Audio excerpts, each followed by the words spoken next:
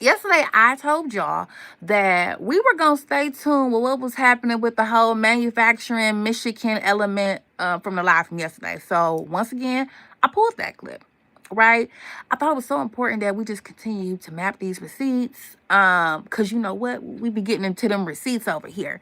And so today, what I want to do is do a little bit more mapping so y'all can see I do have a lovely little legally everywhere framework, and we're going to just start really mapping some of these things. So once again, it's easy to kind of not see the picture when everything is all over the place. But when we start trying to plot some of these things down, it look a little different, right? That looks a little different. So we're not really arguing anything at this point. I don't look to read anything about that in the comments.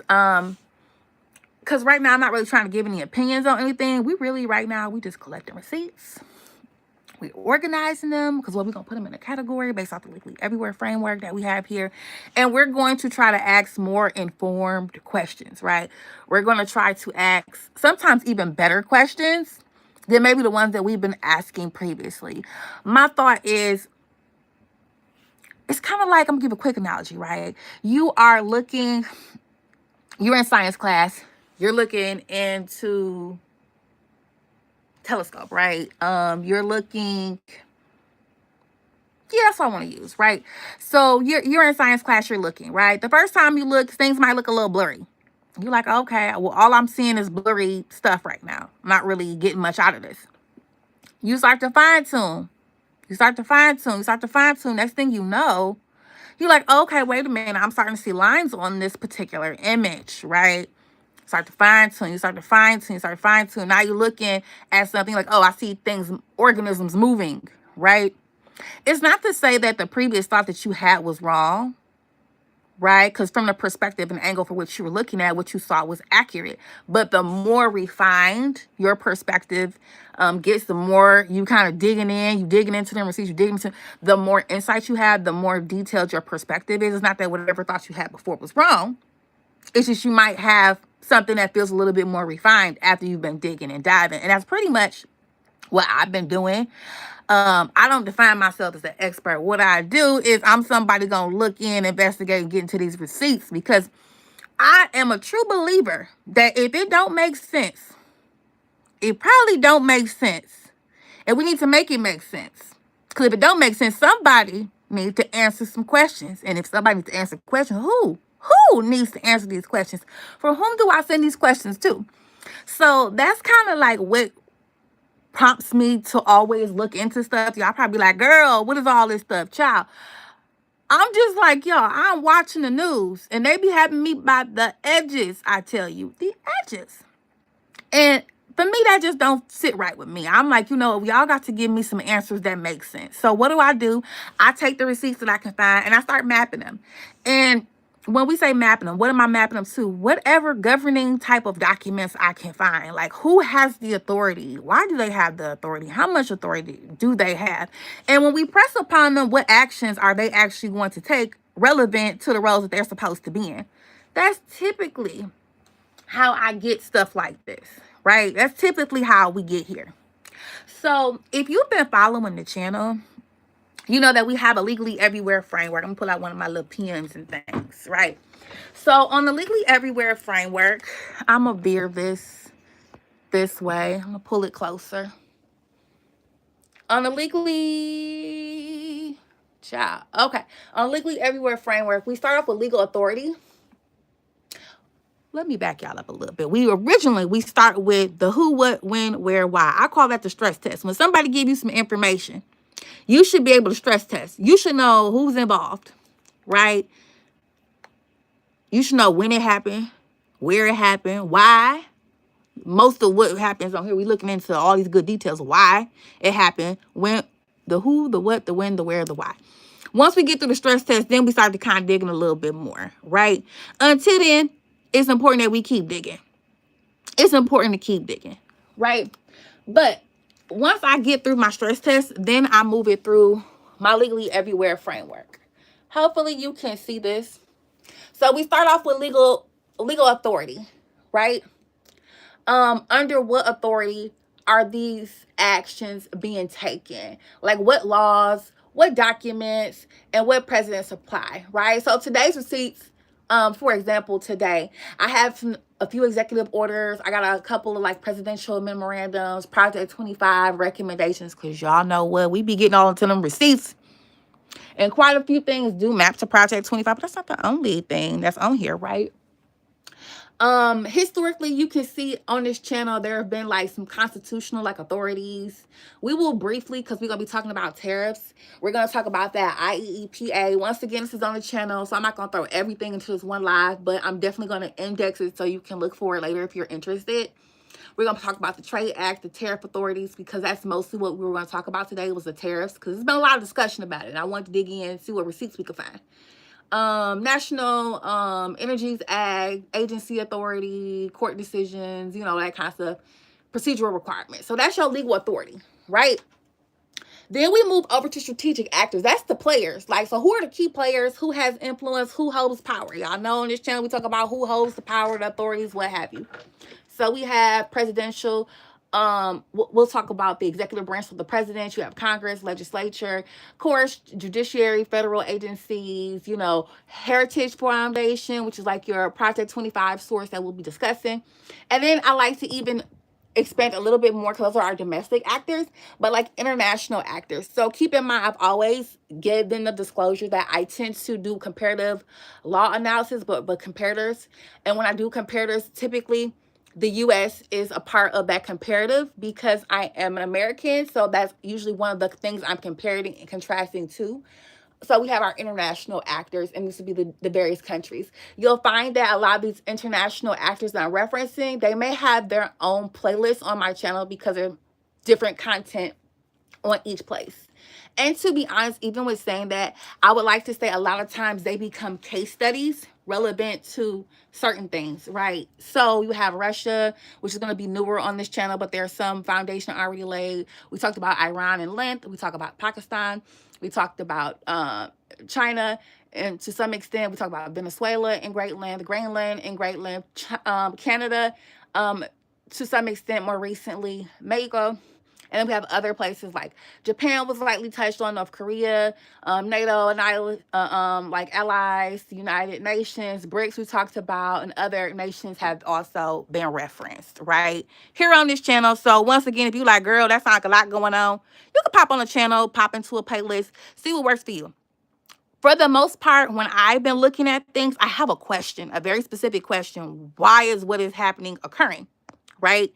So each place honestly starts off as a question. So it's more like a case study, if you will. Right? So we move from the strategic actors over to historical patterns. So like I've even done like a Vietnam comparison with relation to like what was going on in Iran. Can you see that on the camera? Okay. We did Cold War parallels relevant to discussions on Iran, which is why I said that's a bigger playlist. Previous sanction regimes, that's been covered through multiple playlists. Historical trades and tariff policies, constitutional developments, and more. Right? We cover quite a bit, right? Historical negotiations, all that good jazz. All of that good jazz. We move over into geopolitical context. So like today's context area, even more so, we're talking about Michigan manufacturing because that's the thing I said I was going to update y'all on. But, you know, critical minerals, oil, energy, BRICS, the D dollar, like basically the change in the impact of the dollar, the US dollar, sanctions and counter sanctions, tariffs, trades, supply chain, all that good stuff. Those are some context areas, military posture, economic security. You like, girl, how it's all gonna fit y'all? You gonna see it because I'm about to show y'all these receipts. We go from the geopolitical context to the mediation element because I did pull up a clip that I thought you guys would find very, very interesting. Relevant to that for today. Y'all gonna find that one interesting. I'm gonna load it in the back. It was something that was stated by the executive, so I will load that in today. But just diplomatic communications, tariff negotiations, Iran diplomacy talks, Russia communications, UN involvement, all of that. once again, a lot of this is already indexed on the page, but I'm just going to just map them so you can kind of see where they fall when we're talking about these different receipts. Moves us into section 6, which is the impact, power dynamics. So like the immediate impact is like job employment, market prices, manufacturing output, consumer costs, energy prices, right? Gas, if you will, right? Supply chain disruption. But then some of those long-term impacts is like strategic leverage, institutional changes, global influence, currency, financial systems, right? We're talking about the BRICS, right? Harm absorption. How do we as the constituents, the consumers, the clients, how are we absorbing the harm? How does that impact like public trust and legitimacy? And then another question about alliance stability, because if y'all was listening to, what was that one song by Cardi B? She said, when my ops linking up, I'm like, what in the, you know what I mean? There's been lots of changes with alliances more recently, and we've seen it in a more vocal way that we historically didn't see it. So it's just brings a question about impact. Let me go look in the comments. I see a couple of comments. Hi, thank you all for being available in the chat. It looks like you guys are having issues seeing the image. If I go ahead and chop this afterwards, I'll replace that on, I'll overlap it so you can see a little bit better. I'll also be taking my image and I'll be putting that in the community area so you guys can see it later. But yeah, this is pretty much just covering the content I'm going to go over today so that you guys can see where it's packaged. I feel like I'm a visual person, and I just have the assumption or the hope, rather, that if someone is a visual person and they come on my channel, that they can feel some excitement and being like, okay, these are my people. They get me. Like, I like visuals, so I try my best to give y'all visuals. Sometimes I can't because I just want to get the information to y'all. But I do try my best to provide you with visuals so that I'm meeting as many like accessibility desires and needs as possible. I do my best, y'all. I do my best. But we're going to get into these receipts. So hopefully when we get into the receipts part, that can make up for any of the blurriness that is occurring with the screen. This is a digital screen, and I'm on a digital device. So sometimes looking at screens can kind of blur an image. I'm trying not to do too much movement with my hand because I know that also can cause a little bit of overstimulation for some people if you see like movement of the screen. So I'm trying to, once again, reach as many accessibility needs as I can. When I had it printed out, it wasn't as palatable, I feel like, on the screen. So I did try to do it digital. It seems like this one works a little bit more than paper. If you got a recommendation, put it in the chat. You know, I'm always open to it. If it seems like it's a viable option, I'll consider it and see what we can do and implement it, at least trying it. Why not? You know? But once again, I wanted to offer you guys a visualization of the different things that I'm saying, because I know I am talking about a couple things. I'm mapping a couple things. So I want you guys to see that. Hopefully that makes sense, right? Hopefully that makes sense. We're going to be mapping a couple things. So I wanted y'all to see first the initial update, why I said I was going to come on live to start with. Because that's where we started. This whole piece right here kind of started because I wanted to kind of see how the notice, right, notification that came out from the White House yesterday that said that there was going to be basically made in the U.S., making manufacturing here and made in Michigan to be a thing again. And I said, okay. Matter of fact, let me go ahead and show you that piece. Right. So as you can see, this says, made in Michigan again, President Trump trade agenda and is supercharging American auto manufacturing. This was a release put out yesterday from the White House government page. You can see this is the official page. It was put out on July 27, 2026. Today is the 28th. He was supposed to be in Michigan. So I was like, okay, well, boom, let's see, you know, what he said. Because I was excited to see what information would be offered relevant to this. Right? Because this is one particular piece, right?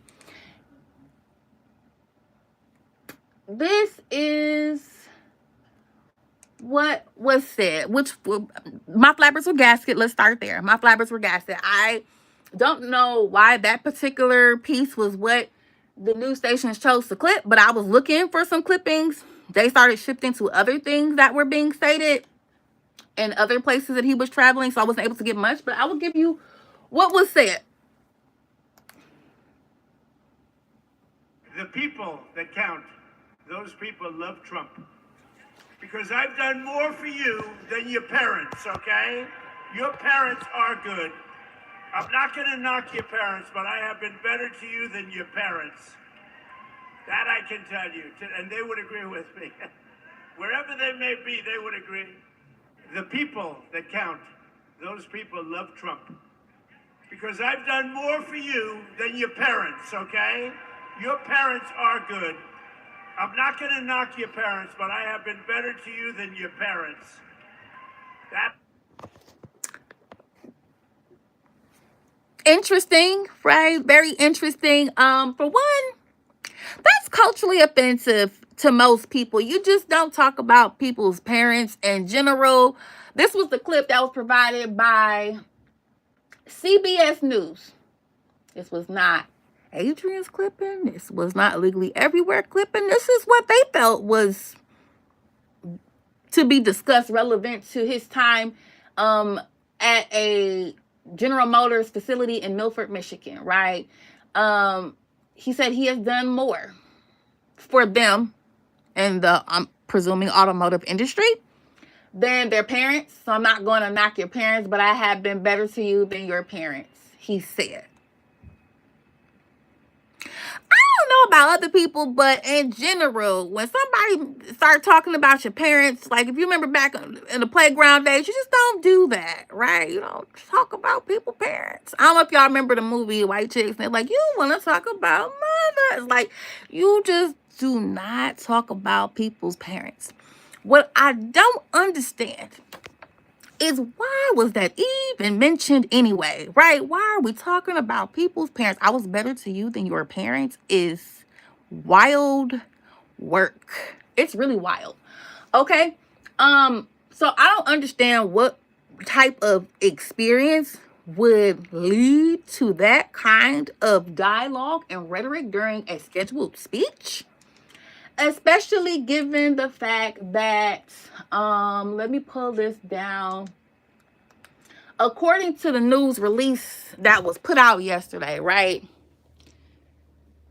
It stated that they were looking to highlight that there's going to be, as it quotes, celebrate the roaring comeback of American auto manufacturing under his leadership. So since taking office, President Trump has ignited an automotive renaissance, onshoring production, restoring factory jobs, and making vehicles in Michigan again, right? Record investment, record sales, American jobs.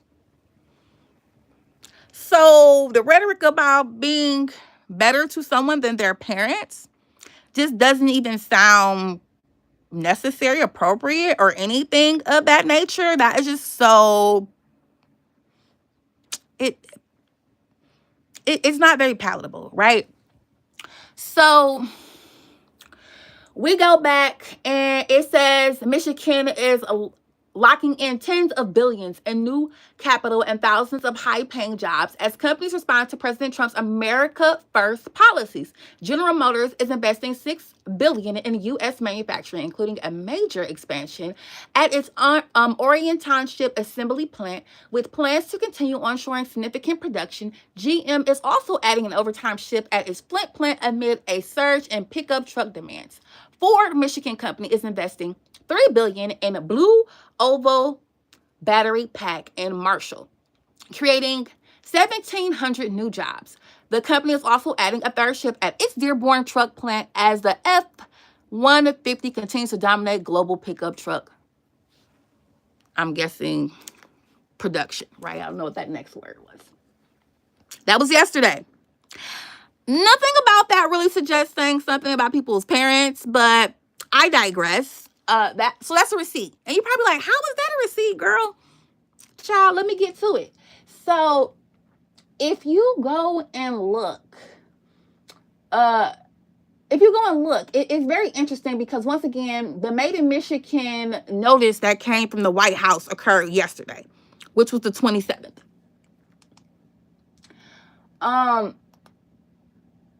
If you look right here, I can directly show you that on page 802 of Project 25, it states strengthen American manufacturing, right? So the decline of American manufacturing is a common political trope in both parties, typically involves before a call for more government intervention.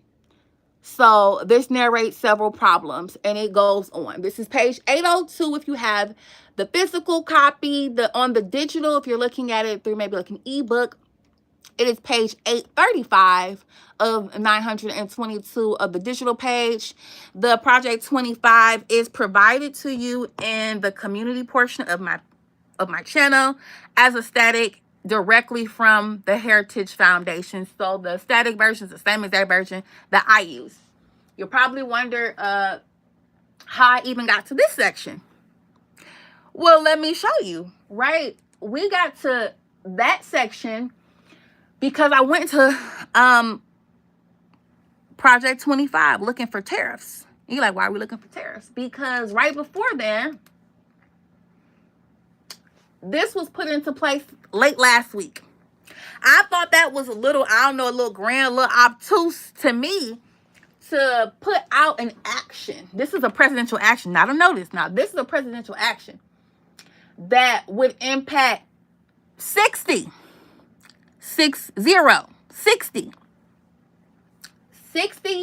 economies. So the presidential action was, it states, I'm going to show you so you can have that receipt. Actions by the United States in the investigation under Section 301 of the Trade Act of 1974 of the Acts, policies and practices of 60 economies related to the failure of each economy to impose and effectively enforce a prohibition on the importation of goods produced with forced labor. Right? This is a portion of that same exact action available on the White House government page. You can see that is the official White House government page. So you're like 60 economies. Child, yes. Algeria, Angola, Argentina, Australia, the Bahamas, Bahrain, Bangladesh, Brazil, Cambodia, Canada, Chile, People's Republic of China, so China, Colombia, Costa Rica, Dominican Republic, Ecuador, Egypt, El Salvador, European Union, Guatemala, Guyana, Honduras, China, so Hong Kong, India, Indonesia, Iraq. There are several, and I do mean several. When I say several, I mean specifically 60 economies directly affected by this. So once again, it made me ask more questions. Y'all know how I get. So I had to ask questions. I've been asking questions because we've been having a lot of discussion about tariffs for over a year, but it's been a very hard press. So anytime I see that someone seems really hard pressed to do something, let me see if this light will help y'all a little bit. That helping? That help with the screen? I felt like that was gonna make the other screen not look as good. So 1, 2, 3, I'm gonna cut that back off. Makes the screen look better. So there was a very serious press when it comes to tariffs, right? We did see that actually did end up going to the Supreme Court. We saw that with regards to the IEEPA, right? They stated that it appeared to be that they were trying to interpret that correctly, and it couldn't be used a certain kind of way. We read through that, the summary of that on this channel. That, was a receipt. I can show that as well. But that was one of the things that made me dig in a little bit deeper about the tariff portions. So I said, well, when they pressed upon it, and I still just couldn't figure out, why are we pressing on these tariffs like this? Why? Why push? Tariffs in itself is not a bad word. We don't talk it's a bad word, dirty word. It's not. It's the way that it's been used that's made me have pause, right? It's the way that it's been used, the rhetoric around it. Like, if you watch the recent situations that happened with like the Canadian wildfires. It's like, I don't know, they may need to compensate us. I don't know, maybe we'll give them some tariffs. What? Your neighbor has something that's happening and affecting their home, their homeland, their environment, and something that potentially could spill over into your economy, your backyard with your constituents, and your natural response is you gonna have to run me some money. Is wild work, right? But the part that gave me pause was the first reaction was, you might have to compensate us. The very next response within a couple days was, yeah, I don't know, maybe some tariffs. And I was like, this word keeps coming up. This word keeps coming up. So when I looked at what was happening with like the Supreme Court initially with the IEPA, right? They were kind of saying that particular pathway of trying to do tariffs wasn't going to work. They didn't say they couldn't do tariffs. They couldn't do it that way. So I said, what are they doing now? Because we keep hearing the word tariffs. And this just happened not too long ago. They said that the way you're trying to interpret this document and this policy or this rule, that's not appropriate, right? They didn't say it was unconstitutional. They said they weren't doing it appropriately, right? And even to the point where they said some of the funds were going to have to be given back. Trump said, hey, well, they didn't tell us when we had to do it, so, you know, we could go through this for 10 years. I had that receipt on the channel as well, right? I was like, whoa. It made me have pause because the conversation of tariffs keeps coming up, so that means you must be seeking a different pathway. What is that pathway? Which is what brought me to my little antennas went when I saw this one again, right? When we saw that this particular language is opening a door to use tariffs with a specific use for 60 economies. It just so happens that when I looked at who was on the list, these are places for which we have been in negotiations with. These are places that we have vocalized conflict with. And it's put under something different, like a different umbrella or a different, let's say, pathway when it comes to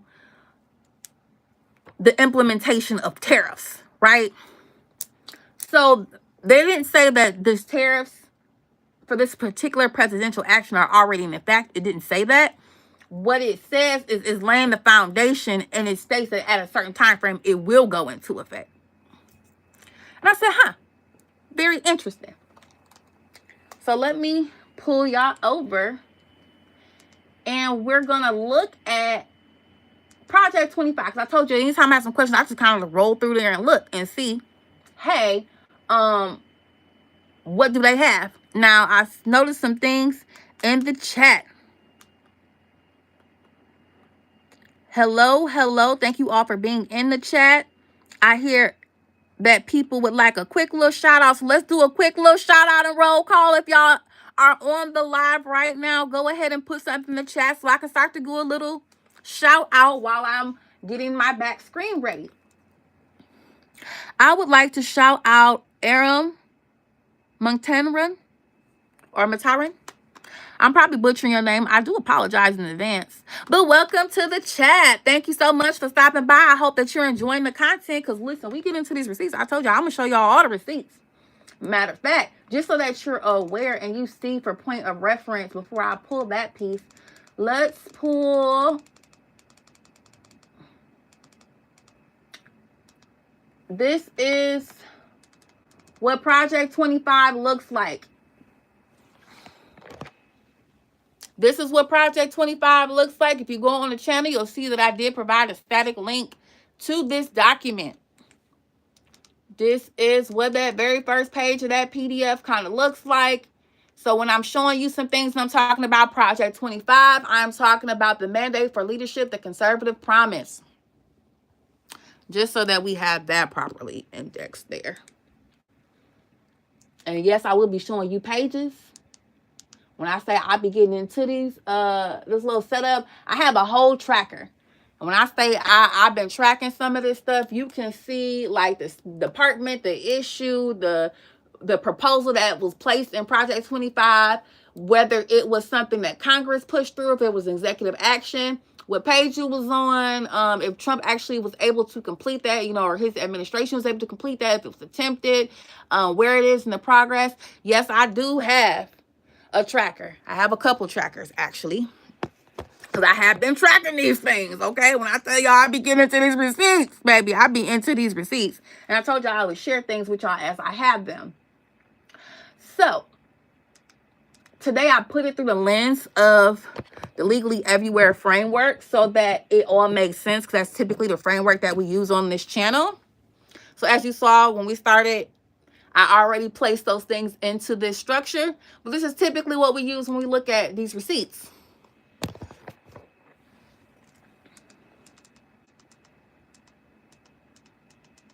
I'm gonna go back, and we were talking about the tariffs, right? So I went into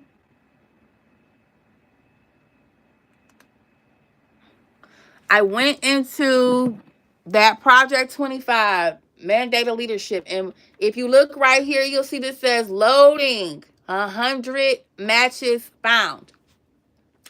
In fairness, I will say that there's a lot of language about tariffs. Not all of it says that they are in support of tariffs, but they also talk about some potential opportunities and pathways for how to approach doing certain kinds of tariffs.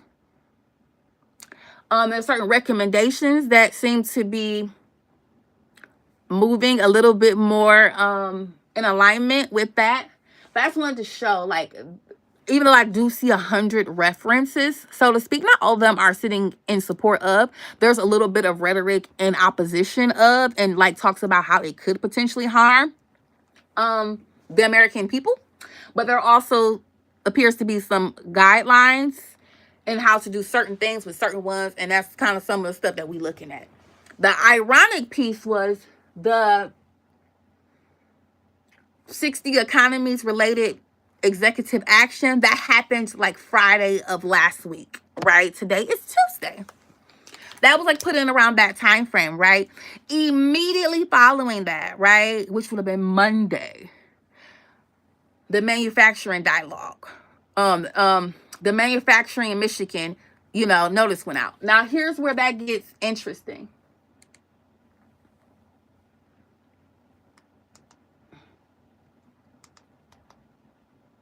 If you look on, like I said, page 802 of Project 25, it's talking about the tariffs and what the conservative administration must do with these new types of tariffs that should be implemented.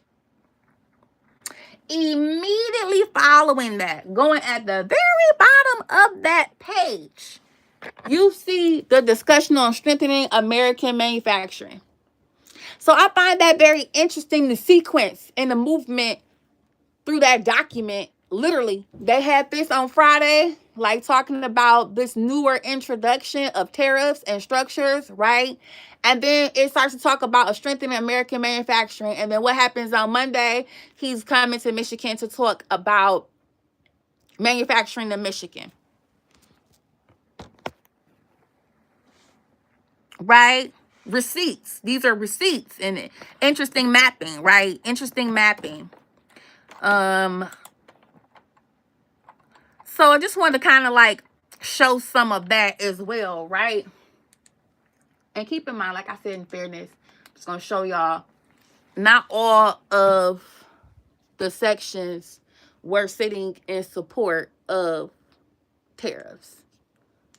Because like I told y'all, I show all the receipts. But specifically with regards to reciprocity tariffs and retaliatory tariffs, those particular areas, right?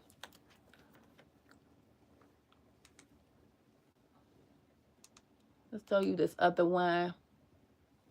Hopefully you can see, and you're in a good position to see that. All right. So if we go back and we look at this right here, this geopolitical context, right? What outside forces shape some of these events, right? And we also look at some legal authority, right? We're starting to see how some of this is mapping out, right? Because the Supreme Court was speaking on constitutional authority, right? And they talked about how in a previous situation, right, we were talking about some legal situations that happened, right? IEEPA, it was a discussion about, you know, its utilization when it came to the tariffs, and it was determined that, hey, you know, that wasn't being used correctly because they were saying, hey, we're interpreting it this way. They said we're interpreting. Well, they said, well, that interpretation is not correct. They didn't say it was unconstitutional, but they said that that was interpretation. That's not how that was designed, and that, you know, you got to run them people back their money. And Trump said, well, you know, I don't know when, because they didn't say what guidelines. He said it was poorly written, and, you know, he didn't like the outcome, and said that he don't know when he gonna basically return the money. So, you know, my instant reaction to that, when it's like, you know, it might take 10 years to give people back their money, I was like, that's some wild work. Because essentially, if I give y'all a pop culture reference, he basically like was deboing. He said he said, what money? He like, pay back what? You know, and to me, that rubbed me a little wrong. That rubbed me a little wrong, because I don't think a lot of people understand when it comes to the tariffs, a lot of times us as the consumers, we get those hits. When you put tariffs on other places and say, hey, because you want to interact with our economy, it's going to cost X amount of dollars. You know what they say? They're like, oh, how much? How much do you feel like you want to charge us? They find a way to put that price back into the, let's say, the product that the person is buying. So now you're paying more for the product because they're trying to offset the fact that they have to kick some money. So the consumer is eating that cost. Maybe the country itself is saying, oh yeah, they paying us. Yeah, they gonna pay us that tax. But in actuality, you, the consumer, are the one eating that cost. So America might be getting some money from that, let's say the tariff, but the Americans are paying for it.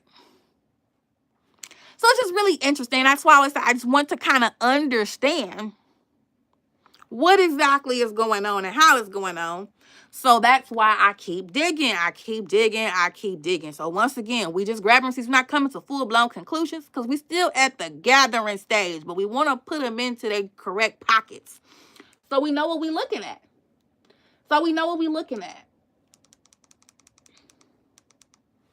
Okay. So that was one piece, right? That was one piece. Hello. I see more people are popping into the chat. Yes, hello. Thank you guys for popping in. I appreciate you all for being on this chat. So I want to also have us dig in just a little bit deeper. Let's see. Did I show y'all? Let me see. So we're talking about, let's do a little bit more just legal authority. I'm going to show y'all some more of that. Make sure some of these executive orders are here.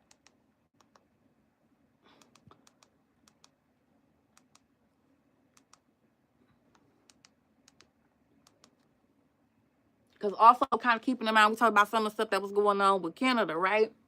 Okay, so it has the securing America's defense supply chain and ensuring domestic acquisition of critical minerals. This was something that was put into place, executive order that was put into place July 20, 2026. Okay? We're talking about critical minerals. We're talking about the geopolitical situation. Keep in mind, critical minerals. There were some devastating things that were happening in Canada with regards to their area. I'm going to show y'all a clip. Take us here. This has gotten a little scary. Yeah.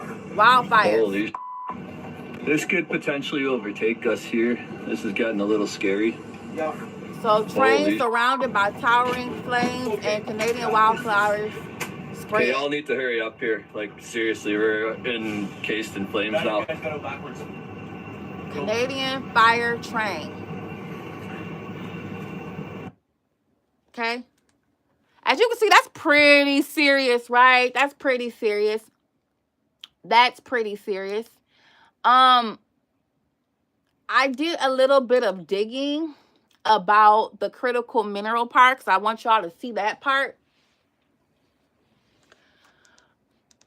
This was the aftermath of the wildfire.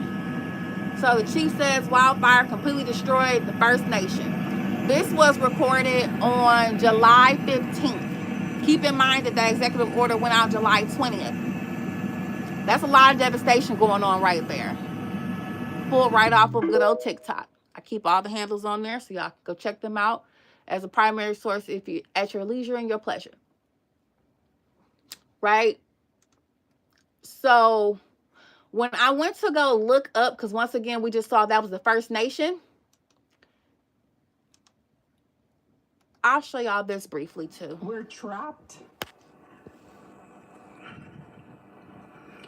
As counselors, we take the calls from our people, from the mothers, from the grandmothers, from the men, from the women, the elderly that are trapped, sitting there waiting to be rescued. And the lines of communication are broken. What answers do we give our people? We're here. We're trying. We will get you out. Now, Canada, don't wait until we start losing lives. Like Grand Chief spoke, do better. We matter. Our people matter. The call went out days ago while we had an airstrip. We asked, we pleaded, it fell on deaf ears to come and get our people out.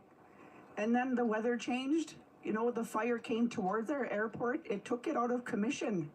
Prior to that, our tracks, our main rail, like our main mode of transportation into our community was already compromised. There was no way we could have bought supplies in.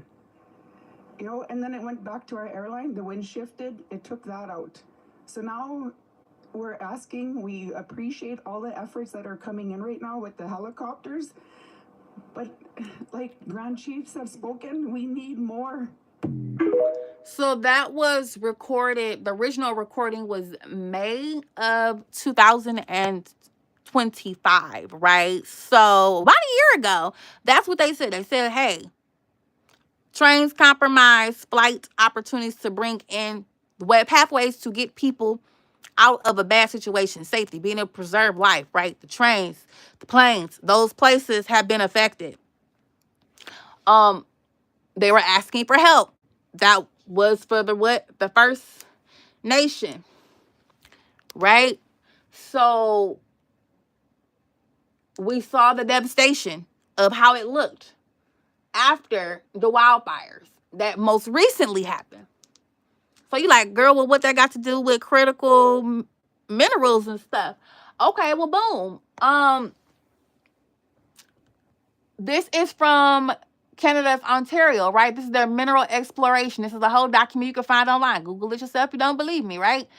It talks about Ontario is a world-class mining jurisdiction, and it's among the top 10 jurisdictions in the world for mineral exploration spending.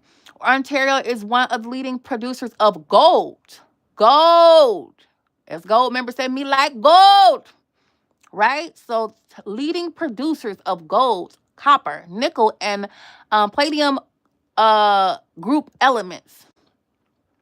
In 2025, gold was the most sought after mineral in Ontario with exploration spending of $807 million, totaling 75% of the province's total exploration of spending, right? So we see an exploration spending in 2025. So the junior exploration company, which is about 30%, which is $328 million, and then senior exploration companies with $752 million, right? Valuation of exploration spending in 2025, $1,080 million. And exploration spending by mineral, so by the type of mineral, correct? Gold. Gold was exploration spending of $807 million. That was a percentage of about 75%. Basic metals including copper, nickel, and zinc. Basic metals was about $230 million in exploration spending, which is about 21%. Other critical minerals like palladium group elements, which is PGE, then lithium, cobalt, that was 42 million, which is about 4% of what's been explored out there. Right? Then you have the non-critical minerals, which is silver, iron, and diamonds. What they say, diamonds are what a girl's best friend. 2 million, which is a little less than 1%. That totals the 100% in this area that we see being what? 1,080 million. So that total here matches that. They have reconciled that number right there on the page. The source is Natural Resources Canada. Okay, this says it's aggregated to preserve confidentiality. Numbers may not add up due to rounding. Okay. Well, we all took math class, basic round. You do a little bit, but it should still be roundabout right? Okay, so this is for Canada, right? We're looking at this form. If you're interested, there is an actual QR code. If you're trying to get a little bit more digging on that, screenshot it real quick and then go back and look to it. But this is what was underneath or reported to be on the grounds of that First Nation area. Now, we saw on the 15th, we saw what that devastation looked like. You saw the ground look like, right? You saw the ground. On the 20th, the U.S. had that executive order, which talked about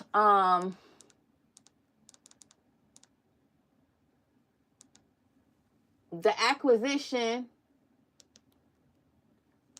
securing America's defense supply chain, and ensuring domestic acquisition of critical minerals. We see that says what? That says July 20th, right? I didn't put 20 on 10. That's what's there, right? This is presidential action.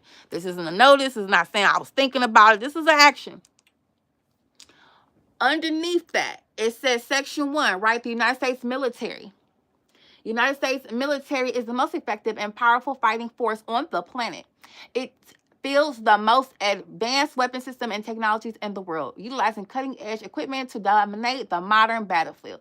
To continue this dominance in an era of renewed great power competition, the United States must secure its supply chain against physical, cyber, and economic subversion.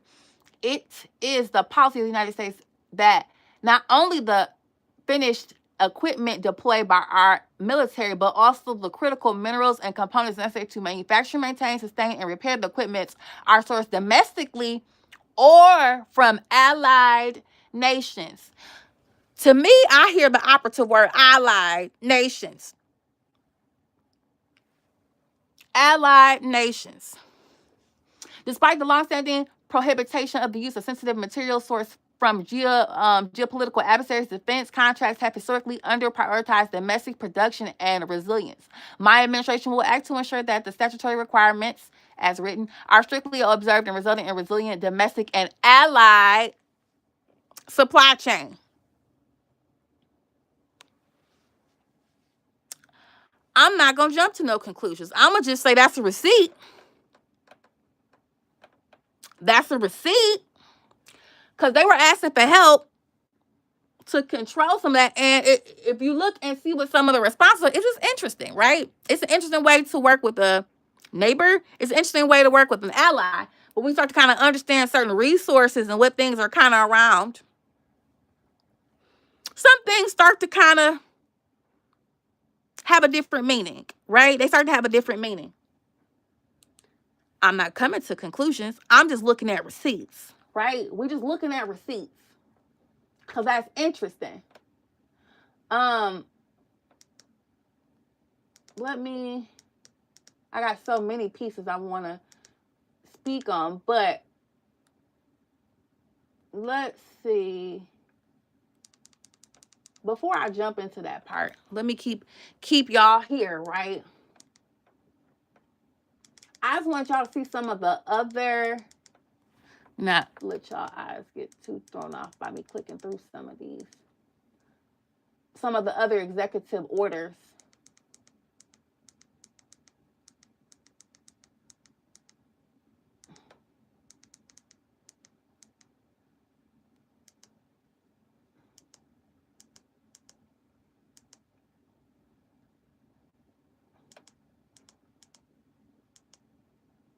Matter of fact, I'll let you hear what Canada had to say in response, just so y'all kind of get an idea when I say certain things. I find it a shame the administration in the U.S. and Congress people writing By these Canada's letters and blaming us and so news on and station. so forth.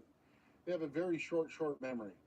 We had the water bombers, everyone ready. July going 18th. over to California. It was last year. We sent down hydro linemen down to the Carolinas and Georgia to help out. That's what neighbors do, right? You don't get on and start threatening and criticizing, because guess what? One day it's going to be your turn, and we're going to be down there without hesitation to support our neighbors, which we should be. But all the rhetoric going on there, and it's not from all Americans. I'll tell you, Americans love Canadians, and we Canadians love Americans. But to make the comments they did through the administration, unacceptable, absolutely unacceptable.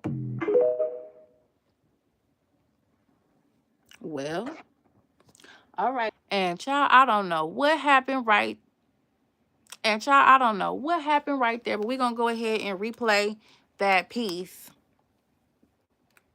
There's this nasty parasite that is giving people in 9 states explosive diarrhea. When is it going to be safe to eat lettuce again? I don't know, I haven't thought about it. It's the first time I've been asked that question. Are you eating lettuce recently? I should always have more lettuce. Get out of here, Peter. No, it's a very interesting question from you. I didn't think you'd ask that kind of a question. Nobody wants to ask that question, but it's exciting.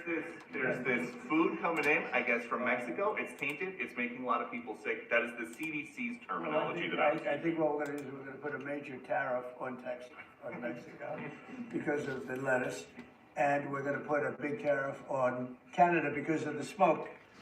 All right, we'll get a comment. Which would you have, the lettuce or the smoke? I think I'll take the smoke. All right. So as you guys were able to see, that was what was said after that, which is really interesting. Once again, like I said, that language, that posture around tariffs is just really interesting. It's really, really interesting. I'm trying to see if I can pull this other thing up for y'all. Let me see if it'll let me pull it up maybe on my back screen. Let's see. Let us see. Let's see if it'll let me do it as maybe even on my back area. No, it doesn't appear.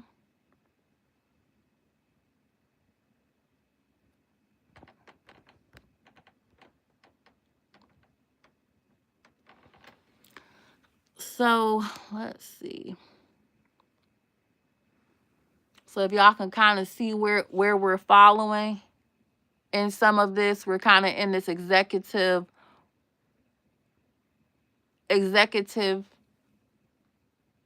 order area. We were kind of like in this legal authority area. Since I was able to pull up a back screen, I figured I'd go ahead and show y'all that piece. Y'all can see it frontward facing. Just to give y'all that quick visual before I put us back to the normal background. Okay. I was trying to show y'all some more executive orders because I have them sitting right here, but for some reason, it's acting up just a little bit.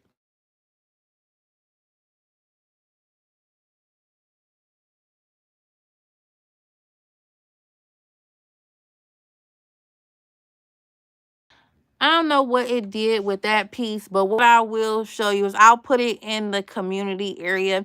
There are multiple executive orders I really, really wanted y'all to see. I don't know why they didn't pop up, but I had a screenshot of several on the White House page. I'll just show y'all some of the other pieces from. That's not the one. Although you can see this is one of my other pieces that I pulled up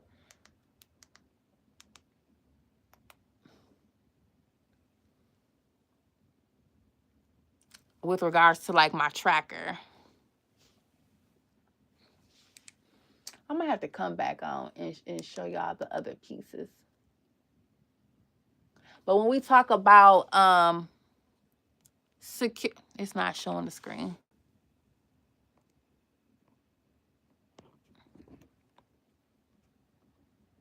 And my charging piece is acting up too now. But there is the piece where it is on page 184 where they talk about, the section is a local approach to security threats. And it talks about the West Hemisphere nations. Very interesting. Once again, we talked about who all is included in these tariffs that's in this newer grouping. So once again, I wanted to kind of just start to map some of this for y'all using the Legally Everywhere framework.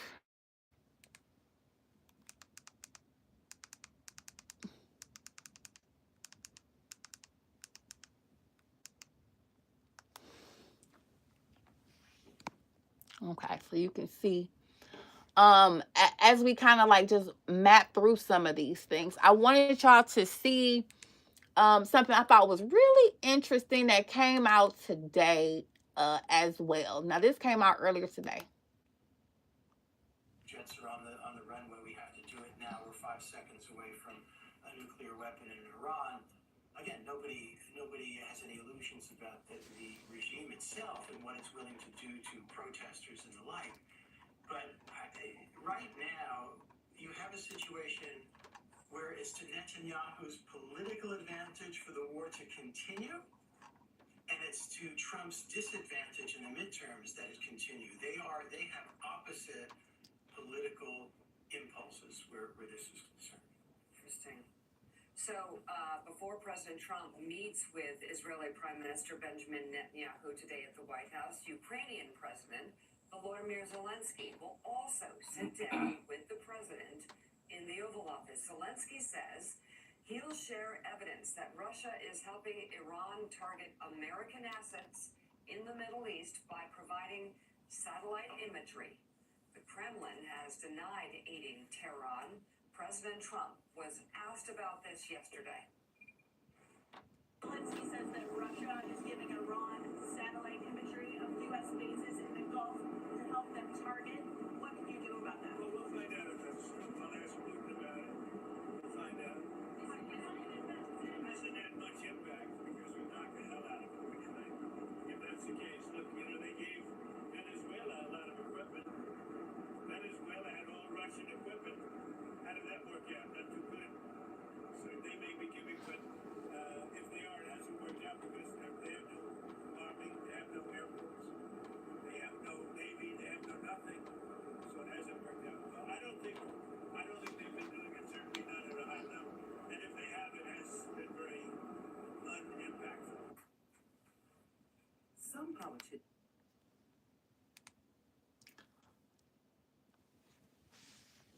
Okay, so I don't know if you heard what I just heard, right?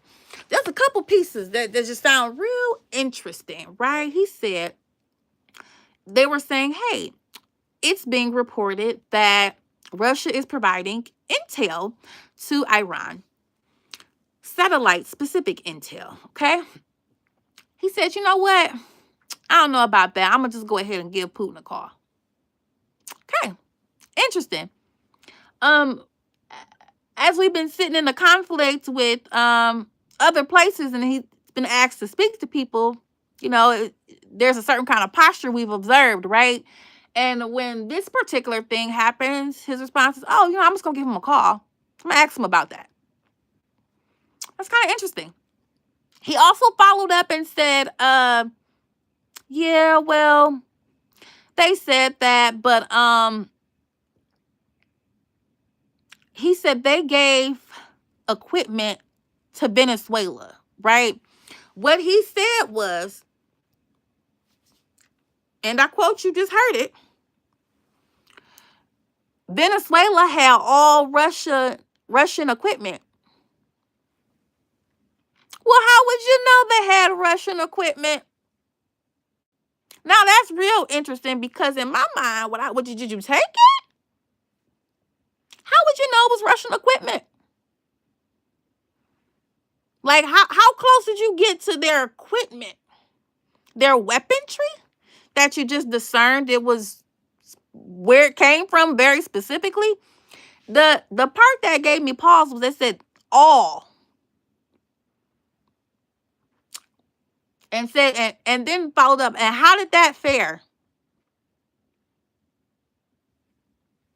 Interesting posture, right? Because we know earlier in the year it was reported that, while the then, president of Venezuela was at home with his wife at nighttime, they took them out of their confinement, like their residential, and detained them to bring them to the U.S.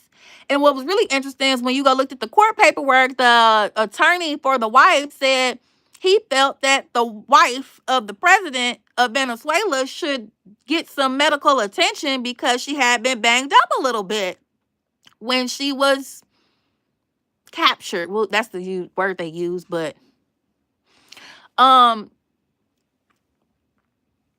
so then you followed that up with all the things that we saw during that time, and you're saying, oh yeah, they had all Russian equipment. Did you confiscate it? I have questions. I really want people to be digging and asking more questions. I'm not saying anything in particular. I'm saying what we just heard the man say. He said they had all Russian equipment. Okay. And once again, he also brought the conversation of, they brought to Trump, right? Oh, Iran was given intel, satellite access for intel. And he said, okay, I'm going to ask Putin. Like real first naming sounding base. Not Putin is not his first name, his last name. But it just sounds very conversational, very friendly, right? Even that kind of rhetoric dates back to a previous administration for which he served as executive. It's very interesting. It's an interesting posture. Also, while saying it's like, oh yeah, well, we destroyed this and we did this to that place. We're still in conflict with these people. And in theory, you're saying all these things about Iran while we're still technically supposed to be in settlement discussions, well, let's say negotiations. Right? At the end of the day, we still need y'all to come to some type of term, some type of understanding, and rhetoric does matter. Diplomacy, the way you speak about people, the way you speak to people, it does matter. Kind of rolls us back to like the beginning of this live, right? You're sitting somewhere as a Michiganian. The executive is coming into my state. I'm looking to see what did he say while he was here. What do I find? Oh, his quote is, I have done more for you than your parents. It's just not how you speak to people. It's a way to speak to people, and it's a way to not speak to people, right? At the end of the day, there is a way that you speak to people, and there's a way you don't speak to people. And when you do certain things, you can make it difficult when you want to, let's say, cross that bridge again, or have those kind of conversations, or be an ability to leverage, or be in a situation where you can negotiate. You kind of cut your feet a little bit when you use unnecessary rhetoric. So once again, I just thought it was really interesting because I'm not trying to come to conclusions. What I'm trying to do is map and figure some things out, because once again, we have had discussions about Russia and Ukraine on the channel as well. Once again, I'll map us back to the framework where we talked about historical pieces, right? We talked about Vietnam, Cold War parallels, and all of that good jazz, right?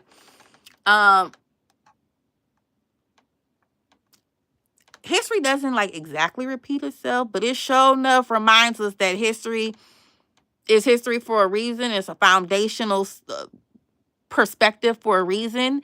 It gives us really good comparison points. So on this channel, we did review Vietnam, comparisons, Cold War parallels. I had to joke about what the Olivia Pope. I've developed some archetypes on the channel. Kind of did a little bit of a comparison of Olivia Pope when we saw that Condoleezza Rice was walking into the room. She had a lot of movements that happened when she was sitting as an expert or a strategist, if you will, during the Bush administration. And she dealt quite, so here's the thing, she was, if you go look up her actual background, she's like a Cold War expert, right? She's an instructor and she taught.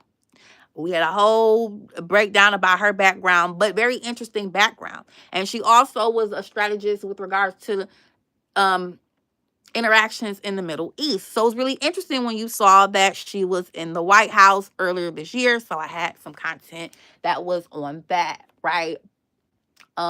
Previous sanction regimes, I kind of looked at different sanctions that happen at different times. We know that sanctions typically can be like, what? Getting put in a chokehold. It's like somebody, I don't know if you watch wrestling, I'm gonna give y'all a little millennial reference, but it's like Kurt Angle putting somebody in a chokehold, him putting in a submission hold. Right? He gonna make you tap out. And if you don't tap out, it was so, let's say, abrasive of a situation, you kind of be thinking, maybe I should have tapped out earlier. Right? So it doesn't necessarily mean that someone's going to give in to the demands, but the pressure that is put on someone is so intense that it's certainly, in the words of Cat William, he did on an interview, he said, he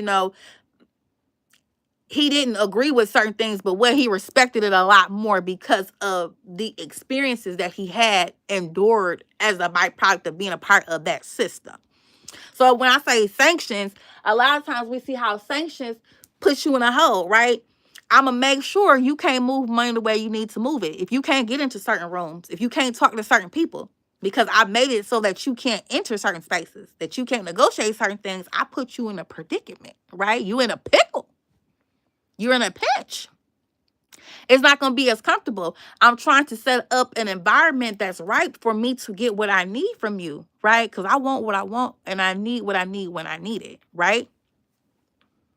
People are going to try to, in these kind of situations, people are going to do what? Motivate you to do what they want you to do?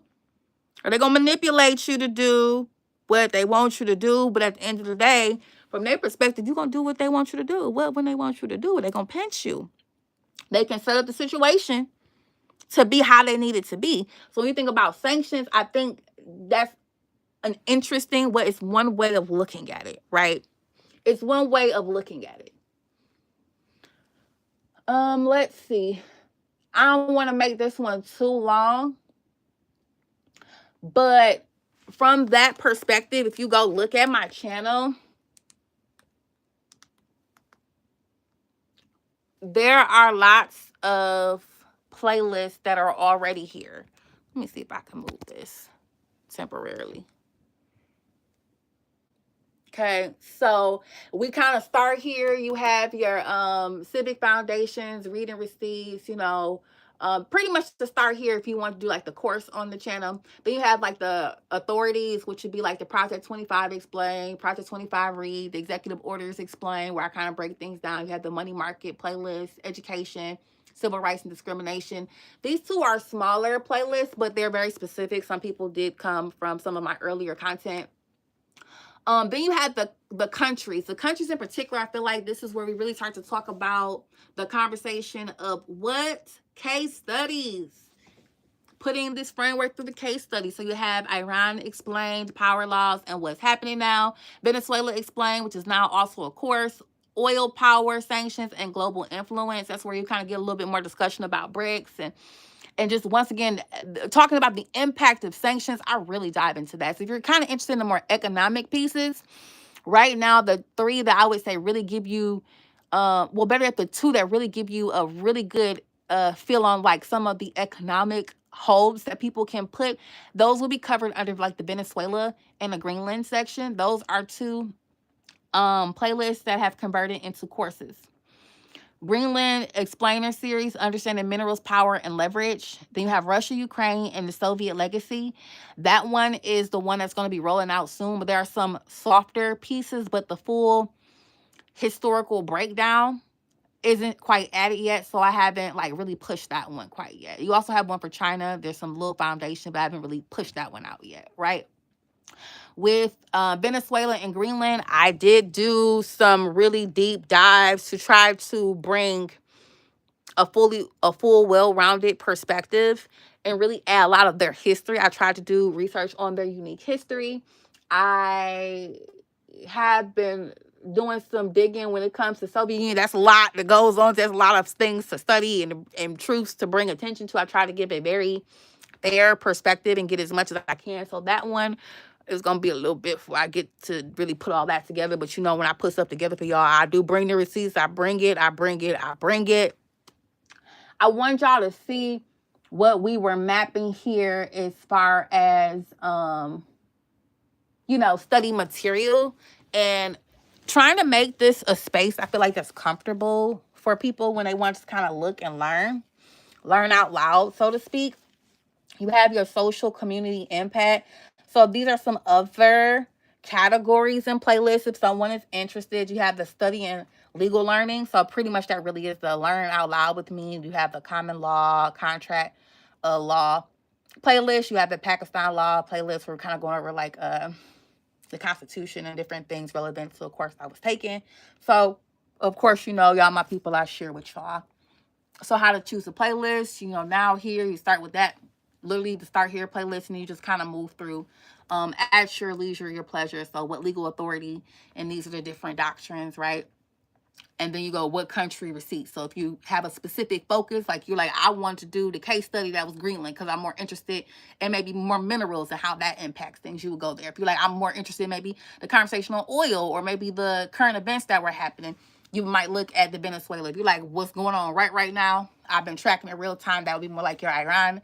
And then we're kind of newer developments as far as the channel goes. It'd be like Russia and China, those particular case study pieces. If you want like the public impact, you kind of go to the pantry, the bodies, the Violence Against Women Act, which would be like your femicides, your women's rights setup, coping. I do offer some of those kind of resources on the channel. Embedded in, of course, just to help people as they navigate some of the material. Some material can be difficult, not in a sense of comprehension, but just the realization that certain things are certain ways until they aren't. And that can be difficult for some people. Some of the information can be a lot. So, I do always promote self-care. You have education and civil rights. And if like you really want like study support, once again, you have this here. I always say we are all in this together. We are learning together. I never pretty much present myself as an expert. I just consider myself to be a part of the community, and we are learning out loud together. I found that there are a lot of like themes that you can find across multiple playlists. So if you're interested in tariffs, sanctions, BRICS, supply chain, critical minerals, manufacturing, nearshoring, the de-dollarization, energy, public impact, harm absorption. I'm always talking about how does this impact us as constituents? How does it impact us? Because the harm, we're the ones who absorb the harm. We're the ones who have to take that hit if it doesn't work out when they're sitting in these negotiations, when they are having interesting, peculiar rhetoric that's out there, right? We absorb that impact. And we don't want to. So it's important for us when we are in situations where we can use our voice to leverage change, when we are in a situation where we can vote, when you are able to write letters to your representatives, whether it's you want to run for something, you want to help somebody run for something, you were like, I just want to read something, I want to be more informed, I want to just figure out what to do, right? However you're choosing to be civically engaged at whatever level you're at, I implore you to continue to do that, right? My channel may be one place. I might just not be a place you're learning from. It might just be a place you're like, we vibing. I get where you coming from, and I like that, and I want to look into some stuff. Okay, good. I'm so glad that you're here. I am excited that you enjoy the content. I hope that you continue to come to the channel and page and that we get to share together. Because for me, that is just so big that we get to share and build out our community, right? I never tell people who to vote for because that ain't none of my business. I just really implore you to vote. I implore you to get civically engaged. I hope that each one teach one, that as you learn things, you share it with other people so they can be informed.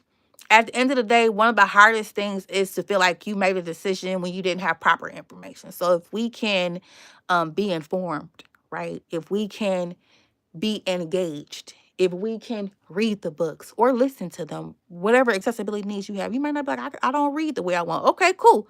You can go listen to some resources. Maybe you don't comprehend the way you want. There are resources out there to help you with developing that and cultivating that skill. Wherever you are, keep in mind where you would like to be. Map out in your mind as far as your educational goals, right? Your civic engagement goals. Map out where you would like to be, and you will get there. You will take small incremental steps, but you will get there. We all kind of come in at different perspectives. I was talking about being in the science lab, you zooming in and zoning out, right? And zooming in, right? We all going to be in different places and spaces at different times. That's why I had the receipt buffet. It's going to be a little bit of something for everybody. I try to present in a way that it's accessible to everybody and everybody can tap in and link in. It don't have to feel like, oh, that's private conversations. That's gate kept. It's not going to be gate kept over here. If I find it, I'm going to share it with you. Right? Don't be afraid to learn. Don't be afraid to have a new perspective than the one you had yesterday. It doesn't mean that you were wrong because you had a different perspective yesterday. That's what growing and maturing is. You get information and you're allowed to grow and develop and to expand your perspectives. So when you first go look through the scope, right, it might be blurry. The next time you look, you might see something that looks a little bit more defined. Then over time, you might find that, oh, okay, wait a minute, I see some organisms moving around on the petri dish. Your first time trying it, you maybe didn't see all that, but over time you do. That's one of the reasons I like to use a framework and I like to visualize things because it helps me see the picture better. And I just share with you guys the things that I have been seeing and the things that I have been finding, because once again, I feel like conversations like this shouldn't be taboo. But people are often scared to ask the question because people make people feel bad for having questions and for having thoughts. It's okay to ask a question. It's okay to have thoughts. It's okay to explore your thoughts and figure out, why do you think the way that you think? And then think, does it benefit you? Does it benefit your community? Would it benefit the legacy, right? Does it benefit the person who will live on this earth once we are gone, and this is the next generation of people and the next generation of people? Make sure that the ground that we leave is still fertile, right? Make sure that there are things that can still grow here, whether that's knowledge or physical food and fruits and things, because what's going on with the lettuce? It's not even just the lettuce. If you actually research what's going on with that particular disease or contamination, that's actually water-based. So at this point, if you can't peel it or cook it, I would hold off. I don't think it's worth being, well, this is still considered polite environments, but I don't think it's worth having to use all that tissue or bidetting that much over, some produce. I think you ought to clean it really good. Okay. And more importantly, peel it, cook it. If you can't peel it and cook it, you might want to just, once again, leave that alone. Right? But I say all that to say, just take care of yourself. Take care of yourself out there. Elections are rolling around, not just for the U.S., but other places too. Be civically engaged. Ask your questions. If you got a question, I'm sure somebody else out there got a question too. But if you have a question, you owe it to yourself to get the answer. And you think I was sitting around waiting for somebody to give me an answer? Y'all got another thing coming? And one thing my mama taught me as a child, she was like, I don't care if somebody think my question's stupid. I'm going to ask it anyway. Because there's no such thing as dumb questions. I'm going to ask it anyway. So what? I need to understand. My framework is because I wanted to understand. And I hope that, that encourages you to want to just kind of ask questions and learn things yourself in your own way, and whatever way works for you. In whatever way works for you. Hopefully my resources help you. And if it do, I'm going to keep posting them so y'all can keep benefiting from that, right? This is my gift to the world. These things. So I guess some people call it info dumping. I'll say sharing is caring. Y'all my people, and you know I'm always gonna be lookout. I'm on the lookout. What? I'm on the lookout. So stay tuned to the Legally Everywhere channel, where I will continue posting things. I am literally always looking into stuff. I'm always curious how the other places do it. If there's some refinement that can happen where we are, how do we encourage people to update processes, right, to make sure it's appropriate? So you'll see that I do a lot of comparative law analysis as well. But once again, civic engagement. Sometimes you don't really understand the place that you're at until you look at other places and say, okay, they doing it different. Do I like that or do I dislike it? Does it line up with what we do? Why didn't we try that? Was there a reason why maybe we don't take that method anymore?